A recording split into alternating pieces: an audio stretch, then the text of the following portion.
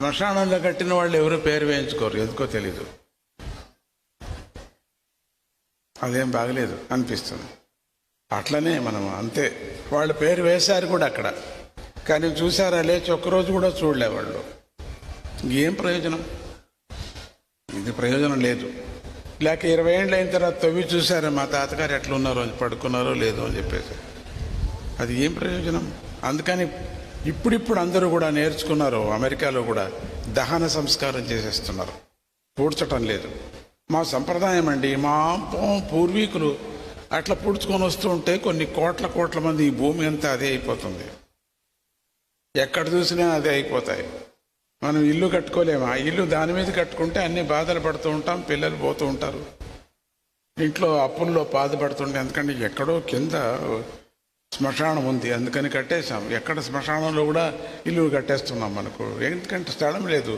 ఇంతమంది కొన్ని కోట్ల మంది చచ్చిపోతే ఆ కోట్ల మందిని ఎక్కడ వేస్తాం? అడవిలో పుడుతాం కదా, ఊర్లోనే పుడుచుకుంటాం.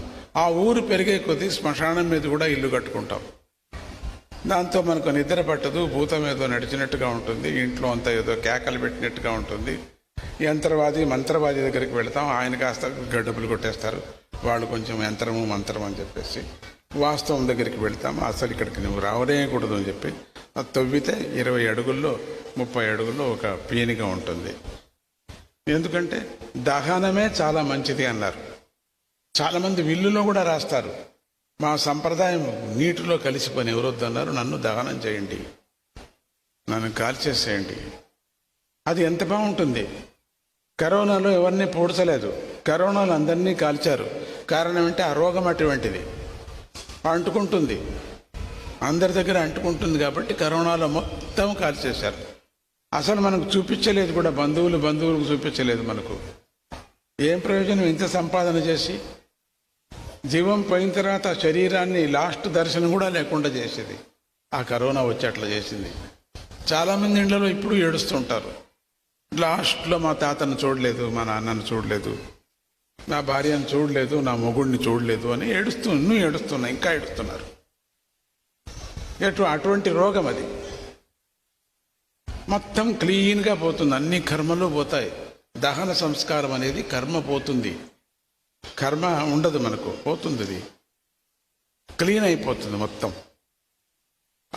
భూమిలో కూడా బాగా అసలు ఎక్కడ పూడ్చిపెట్టి ఊరికే ఎక్కడో ఎవరినో బాధ పెట్టే బదులు మనం హాయిగా భగవంతుడి దగ్గర చేరుకోవచ్చు. బుద్ధిగా ఉండేవాళ్ళు దత్తభక్తులు విల్లు రాయండి, దయచేసి నన్ను దహనం చేయండి అని చెప్పేసి. నా దత్తభక్తులు నాకు చాలా ప్రియమైన భక్తులు, రాయండి మీరు, పూడ్చేది వద్దు. అంత దహనం కూడాను 10 నిమిషాల్లో అయిపోతుంది. అటువంటి మిషన్స్ వచ్చాయి, ఆ మిషన్లో పెడతారు, టక్కని కాలిపోతాం, హాయిగా ఉంటుంది మనకు.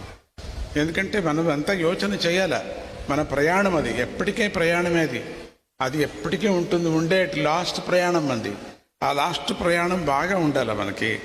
మన పిల్లలు మన వాళ్ళు ఎవరు కొట్టుకోకూడదు. మనము ప్రయోజనం ఏముంది?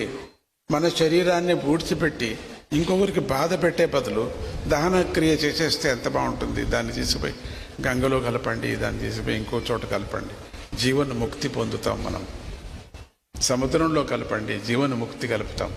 ఎంత అద్భుతమైనటువంటి పునర్జన్మ కూడా ఉండదు కాలుస్తే, అది జ్ఞాపకం పెట్టుకోండి. అందుకే ఆ పునర్జన్మ ఉండకూడదు అనే దృష్టితోనే కాల్చటము. కాశీలో వెళ్ళి అందరూ పోయిన వాళ్ళందరినీ కాలుస్తారే, పూడ్చటం అనేది లేదు అక్కడ. అందుకే కొన్ని లక్షల మంది కాశీలో ఉంటున్నారు, కొన్ని లక్షల మంది విష్ణు క్షేత్రాల్లో ఉంటున్నారు, శివక్షేత్రాల్లో ఉంటున్నారు, ఆ గంగ సన్నిధిలో ఉంటున్నారు చాలామంది.